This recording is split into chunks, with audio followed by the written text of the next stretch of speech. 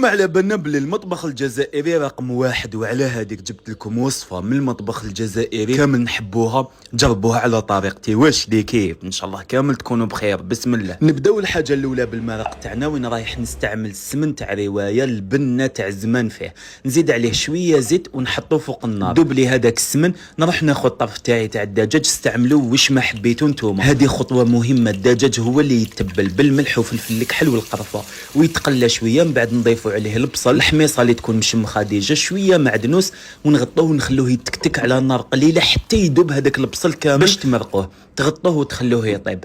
نروح ناخذ البلاط تاعي هنايا لي فريت اكو كامل، تعرفوا تقلوها، وشنو هنا تكون شويه خشينه وتقلوها. شوفوا هذاك المرق تاعي بعد ما طاب جا خويتر هكذا، الله الله. نسقي الطبقه الاولى تاع البطاطا، من بعد ندير بصل مقطع رقيق معدنوس، نزيد طبقه واحده اخرى تاع البطاطا ونزيد نسقيها هكذا باش البطاطا تشرب لكم كامل هذيك البنه تاع المرق. نزيد البصل والمعدنوس. هذاك الطرف تاعي تاع الدجاج حمرته تحبوه في الزيت ولا في الفور، والقارص لازم هكذا عصره من الفوقه. وصدقوني تقدموا لي هذا الكباب مع مطلوع ولا كسره، ما احلاه المطبخ الجزائري. تنوع الوصفات ومن منطقه لمنطقه تبدل الوصفه والطريقه تاعها. صدقوني جربوه على هذه الطريقه يجيكم بزاف بنين. والى لحقتوا لهنا ما تنسوناش بلايك وابوني وبارطاج الفيديو، وبصحتكم ليكيب.